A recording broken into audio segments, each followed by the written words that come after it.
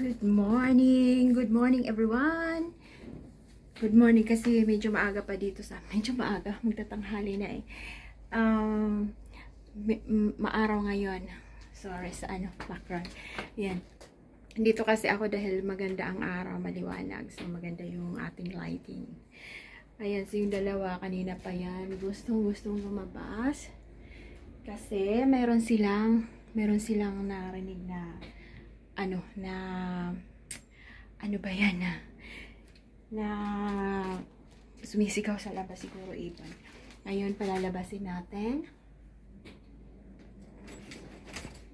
Back peanut, back. Now sit. Wait,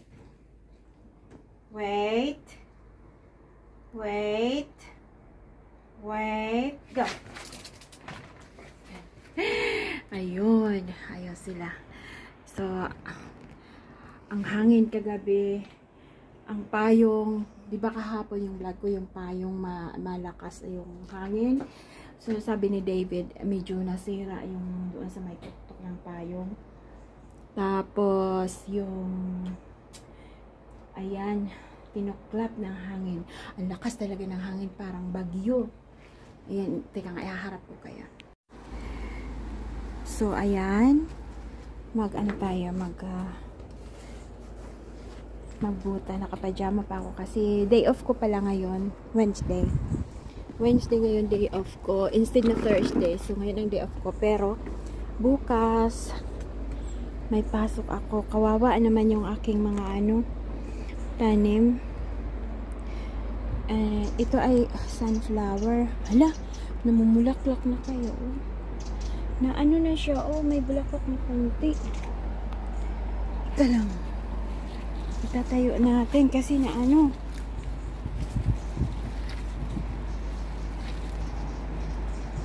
Teka nga. Ayan, yung isang natumba sa sobrang lakas ng hangin. Kawawa naman mga payat to eh. Lalagyan ko nga sila ng mamaya. Ayun yung dalawa.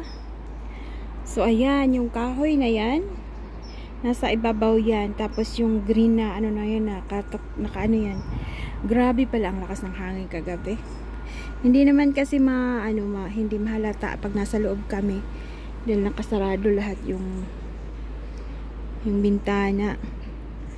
Ayan, kung makikita niyo, ang daming dahon sa diyaan sa baba. So ayan, teka lang. Ayan, so ayan, naayusin natin yung yung mga tanim.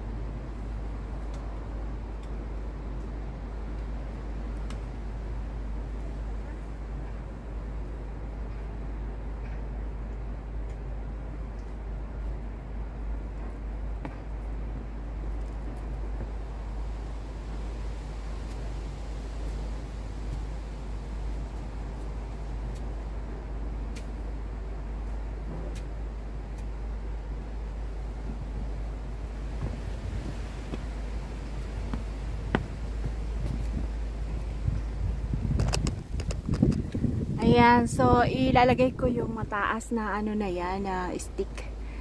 Tapos tatali ko yung mga sunflower para hindi matumba.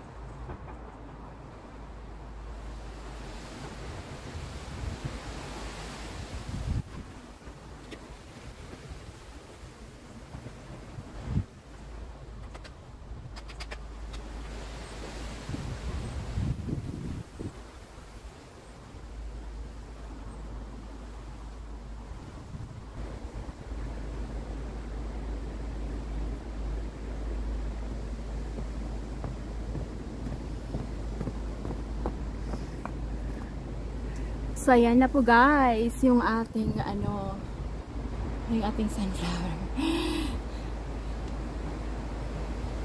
Tapos, yung ano naman, ito dito. So, ayusin natin. Kasi,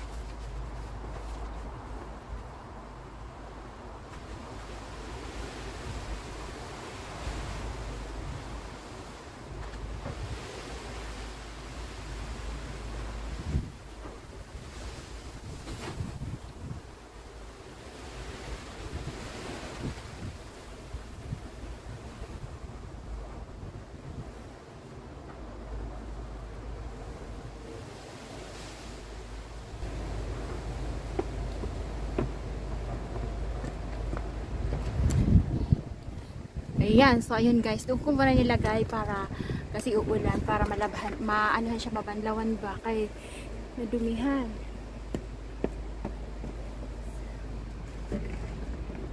May ayusin pa ako.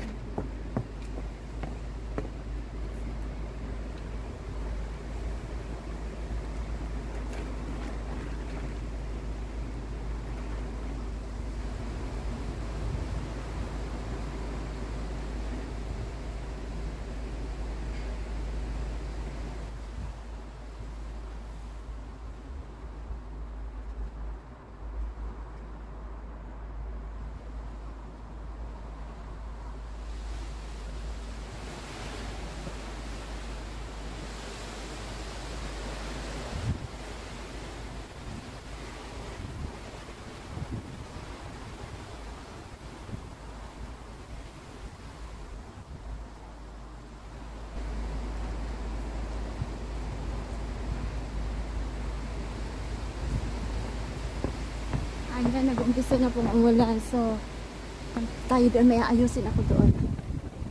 Doon. Doon, tingnan niyo ako.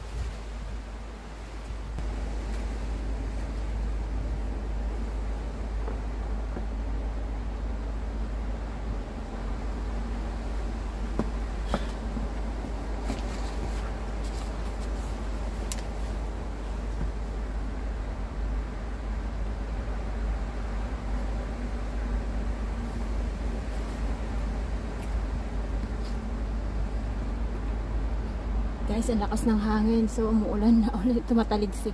Pasok na po tayo. So, nandito na po tayo sa loob. Kung mapapansin nyo guys, tinanggal ko na lang yung green na trapal. So, sobrang lakas ng hangin. Naputol yung isang sampayan. Ano na yun, yung sampayan na yun talaga. Parang hindi na siya as in katibayan talaga. My God, nung nagaganyan yung trapal na putol, sobrang lakas ng hangin. Takot ako. Kaya pumasok na rin ako, no? Baka ako ilipad. Kung mapapansin nyo rin, yung ating sunflower ay medyo tumatayo na. Medyo matibay siya.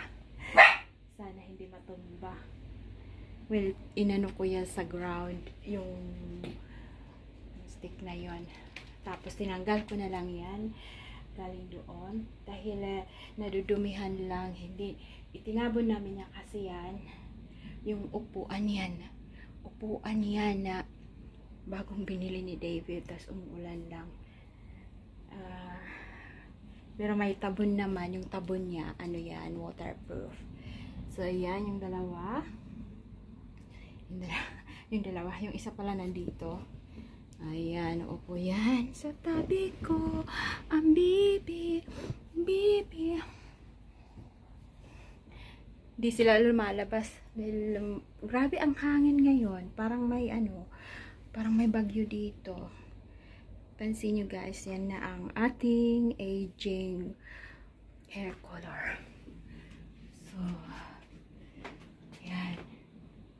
Sana, kasi may bulaklak na yung sunflower eh. Sana makabulaklak. Yan. Tapos si Peanut, ayan, upo na. Ang Peanut natin. Ang Peanut. Andito naman yung Mommy. Si Mommy Pepper. Yan. Come up here. Peanut, Pepper, come here. Come up, baby. You're not going out. It's very windy. Baka liparin kayo ng hangin. Dahil pare-pareho tayo maliliit. Yan. So, kung makikita nyo yung sorry, yung aking sampay. Dito ko kasi pinapatuyo yung mga damit namin na nilabahan. Dahil medyo mainit dito. May underfloor heating. Tapos, pag maaraw, mainit din dito. Pag hindi mahangin, pag hindi umuulan, naka-open lang yung mga bintana para may fresh air na pumapasok. Kaso ngayon sobrang lakas ng hangin, tsaka pag umuulan, pumapasok yung ulan. Grabe talaga ngayon. Parang may bagyo. Natakot ako kanina nung inaayos ko yung doon sa may ayan, itinali ko kasi yung meron kaming binili na honeysuckle. Honeysuckle bang pangalan dyan? Dahil ginawa ko yung na yan, yung parang arch siya. Hindi siya arch kasi ganyan. Basta yan. Tapos, bumili kami ng honeysuckle. Tapos, inilagay ko lang yan sa timba. Yung bukit. And then, nung nagawa ko na yun, inilipat namin ni David sa ground para makatubo talaga siya. Kasi pag nasa pag nasa bukit, hindi mag-spread yung kanyang mga yung ugat. So doon, may bulaklak na yun natanggal dahil sa hangin. Tapos gumaganyan siya, ayan. Tapos ginalagyan ko siya ng tali para hindi malipad ng hangin. Pupunta siya sa gitna instead na pinapaganyan. Ano ba yan? Pinapaganyan muna namin. Nasaan na ba yun? Basta doon banda. Saan ba yung may pinataya? So pinapaganyan muna namin yan. Tapos para magganyan siya, parang ganyan. Yan. Sanay naman tayo sa bagyo. Kaya ang hirap lang kasi. Takot ako baka ako ilipad. Ayan, yung dalawang aso nandito na siya. Si Pepper. Bored na bored yan sila. Dahil kahapon hindi sila nakapaglakad ng malayo. Dahil ganito rin yung panahon kahapon. Tapos ngayon din ganito. So hindi yan sila maglalakad. So dito lang muna ito. At maybe later on mag-vlog tayo. Ko na lang. Isusumpay-sumpay. Ano ba yung pagdudugtong-dugtungin ko? Okay. So, ayan. Hanggang dito na lang yung sa ngayon, sa umaga. And then, mamaya naman, pag nakapagbihis na tayo, at ewan ko kung anong ganap natin ngayon, kasi hindi naman tayo pwedeng lumabas ng ganito ang panahon. Siguro maglilinis muna ako ng bahay, magtupiin ko yan, and then maglalaba ako, and then yan, habang day off. Pepper? Isn't it? Huh? What do you want? Are you bored? Oh, nakikinig yan siya. Are you bored? Are you bored? What is it, Peppa? Napag-usap yan. Really? Yan, nagsiselos ka agad itong isa.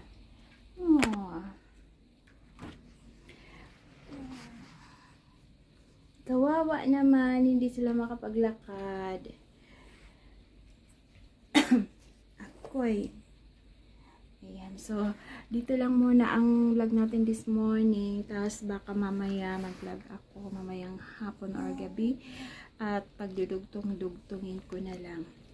Pagdudugtong-dugtungin ko, pero pa-i-in natin para hindi naman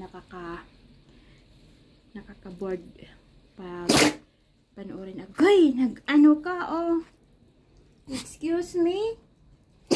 Agoy! Nag-hatching siya. Excuse me? Nag-hatching. Cover your, cover your ilong. Ayan. Ayan, kanina po nagpapaalam. So, dito na lang muna and then I'll see you in a bit. Bye for now. Be good. A few moments later. Ayan guys, lalabas po tayo uli. Tingnan natin kung ano ang ginagawa nila Pepper at Peanut doon. Doon sa baba. Tingnan nyo. Sa sobrang lakas ng hangin, yung mga dahon ng kahoy nandito na sa baba. Ayan. So, yan, itinali ko kasi natatanggal siya. Where's Peanut? Ayan, gustong-gusto nilang pumupunta dito. Come on, Pepper. Come on. Come on, haba pupo. Come on, baby. How are you, Peanut? Ang ayaw ko lang kasi yung nila, yung mga paa nila. Masyadong dito, madumi pag papasok nila sa bahay. So, ito guys, nilinisan ko talaga ito para sa mga aso. Yan. Ako ang naglagay niya ng yung parang siya, barrier. Para hindi makakalabas yung mga aso. Ayan. Tapos, yan. Sa baba. May, ewan ko kung ano yan dyan. Parang factory. Maingay lagi yan dyan, oh.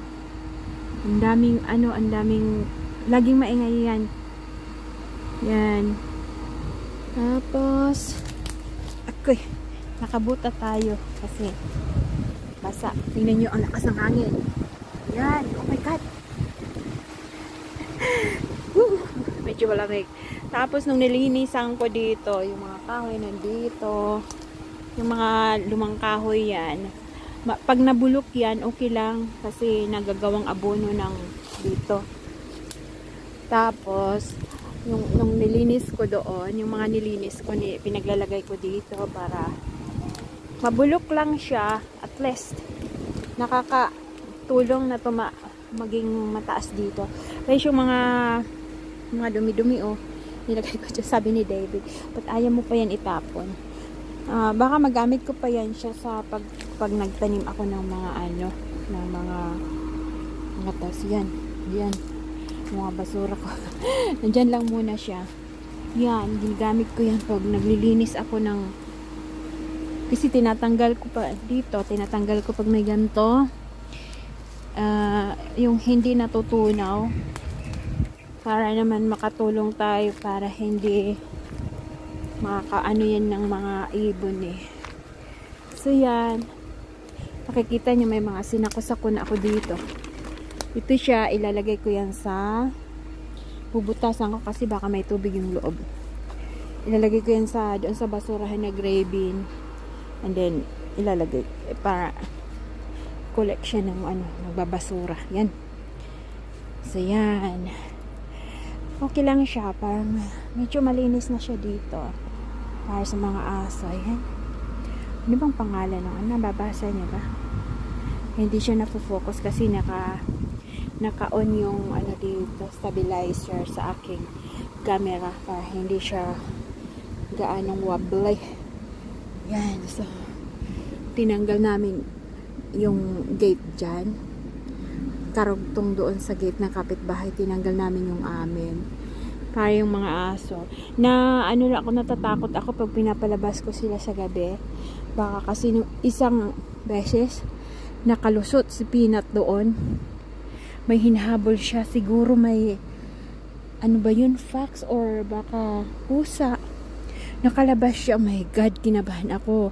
Akala ko hindi na babalik si Peanut. Buti na lang bumalik pa siya. So ito dito banda, medyo malaki pa ang sakripisyo ko dito sa paglilinis dito. Dinadahan-dahan ko lang siyang maglinisin. Maybe next year tataniman ko to dito ng mga sunflower. Ayun, sunflower at saka mga gulay-gulay, ganyan, magtatanim tayo. Si Pepper, nag-i-enjoy yan sila dito pag pinapalabas ko. Dito sila nagpupupup na, tsaka umiihi. Minsan doon lang sa garden kasi sa gabi hindi kami pumunta dito dahil my God, yung mga paa nila nadudumihan. Hinuhugasan ko lagi yung paa nila. Ano, Pepper? Ano? Ano yan? Yan. Marami silang naamoy. Siguro minsan sa gabi may mga fox na bumibisita dito. Kahit na may ano dyan, may barrier na or nilagyan ko yan.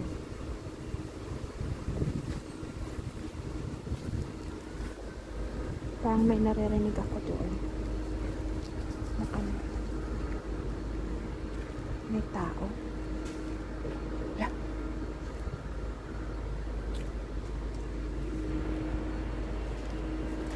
May tao doon.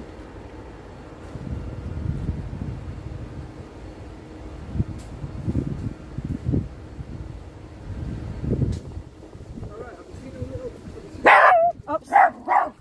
Sorry. I don't know, maybe it's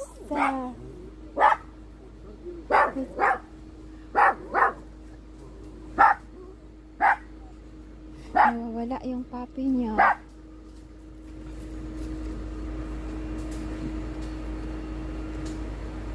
Papa, it's okay, Peanut. Come on. That way, that way. Nali na.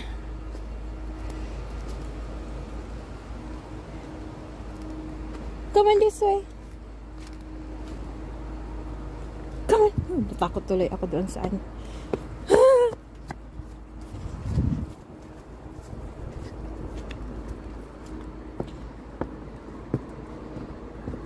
Come on this way.